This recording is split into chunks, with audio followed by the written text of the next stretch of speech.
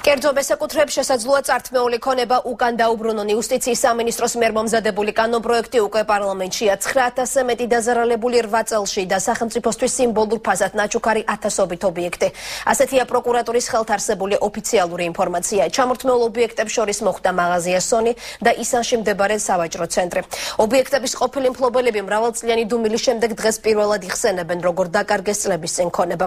უკანონო გარიგებაში ჩართულ ყოფილ მაღალჩინოსნებს შორის ზურა იშულისა და რამაზ ნიკოლაიშვილის გვარებიც ფიგურირებს.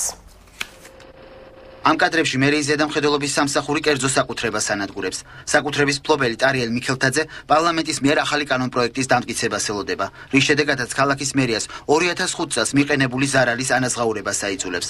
დედაქალაქის მერიაში კერძო საკუთრების ხელყოფის ამ კონკრეტულ ფაქტთან დაკავშირებით კომენტარს არ აკეთებენ. თუმცა წლების წინ სავაჭრო ცენტრის დანგრევას მერიის მაღალჩინოსნები ასე ხსნიდნენ. აქ არის ძველი კორუმპირებული მთავრობის მიერ გაკეთებული ესეთი მსგავსი კონსტრუქციები, რომელიც უკანონოდ არის მითვისებული. მერიის ზედამხედველობის სამსახურის შესაბამისი ორგანო ახორციელებდა დემონტაჟს.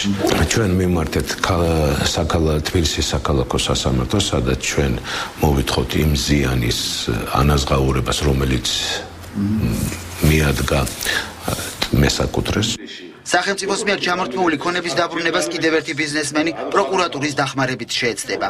სულიკო კოკოლაძის ოჯახს 2006 წელს $5 მილიონ შეფასებული ქონება ჩამოართვეს. საუბარია მაღაზია სონიზე, რომელიც რუსთაველის გამზირზე იძულებით დაახურინეს. სულიკო კოკოლაძე პროკურატურას გამოძიების მოთხოვნით უკვე მიმართა. კერძო მესაკუთრეს ეწოლის იმ ფაქტებზე საუბრობს, რომელსაც მისი და მისი ოჯახის წევრების წინააღმდეგ მაღალჩინოსნები ახორციელებენ. სულიკო თუ არ გადასცემ ამ ქონებას უსასყიდლოდ სახელმწიფოს, დაგიპატიმრებთ შვილს. და მეუბნება, რომ ნარკოტიკებს ჩაუდებთო, ვიცი რომ მანქანა ყავსო ხო და სხვადასხვა მანქანით დადისო და ნარკოტიკებს ჩაუდებთ. თავარი პროკურორი წინა ხელისუფლების მიერ კერძო საკუთრების ხელყოფის საგანგაშო სტატისტიკაზე საუბრობს. არჩილ კბილაშვილი ჩამორთმეული ქონების დაზარალებულებისთვის დაბრუნებას ქვეყანაში სამართლიანობის აღდგენად მიიჩნევს. 2004 წლიდან 2012 წლამდე საქართველოში დაფიქსირდა 9560 შემთხვევა, როდესაც მადლიერმა საქართველოს მოქალაქეებმა უსასყიდლოდ აჩუქეს სახელმწიფოს მათი კუთვნილი უძრავი ქონება. ახალგაზრდა იურისტთა ასოციაციაში აცხადებენ, რომ ჩამორთმეული ქონება ყველას ვერ დაუბრუნდება. კანონპროექტი, რომელიც იუსტიციის სამინისტროში მომზადდა, მხოლოდ იმ პირებზე გავრცელდება, რომლებიც კერძო საკუთრების დაბრუნებას სასამართლოს გზით ცდილობდნენ და მათი საჩივარი გარკვეული პოლიტიკური მოტივაციით არ დაკმაყოფილდა.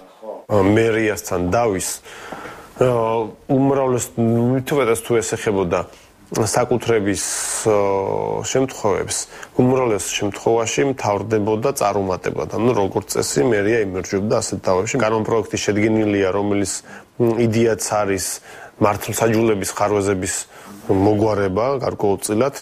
კანონპროექტი, რომელიც სახელმწიფოს მიერ უკანონოდ ჩამორთმეული ქონების უკან დაბრუნებას ითვალისწინებს, პარლამენტში უახლოეს მომავალში შევა.